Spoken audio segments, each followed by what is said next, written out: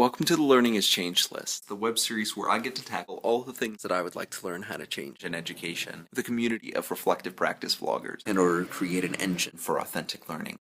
I was in a workshop this morning, not one that I was leading, but one that I was participating in, and we were trying to answer the following question. What is the problem that you are trying to solve by implementing blended learning? And it was a really engaging question because I'm not sure that we talk about the actual problem that we are trying to solve rather than the results of that answer that we are trying to get. A lot of times I think that we focus so much on the side effects of the problem that we are trying to solve or the answer that we are trying to get to that we don't actually get to the answer we want.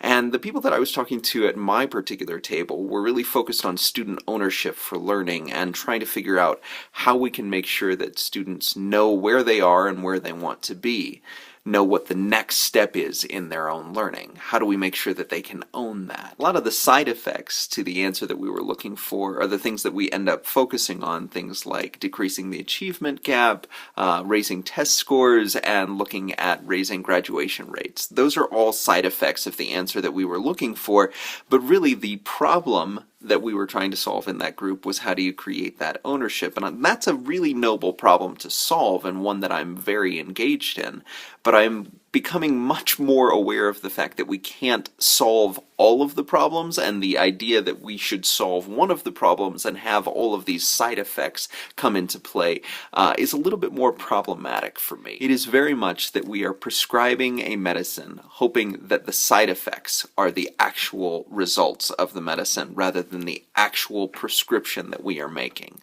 And that becomes a problem, because then that's what we are measuring, is the side effects rather than the actual results. And we find all of these tangential results, all of these things that we thought might happen and we're trying to figure out if they did, and trying to find that particular population that is affected correctly in the way that we would like to see it. But the actual problem that we are meant to solve, the one that is actually in front of us, is the one that we should be measuring. It is the one that we should be having conversations about. And I like that. I'd like to do more of that question asking. What is the problem that we are trying to solve by doing blended learning, by creating new innovation schools? What is the problem that we are trying to solve here?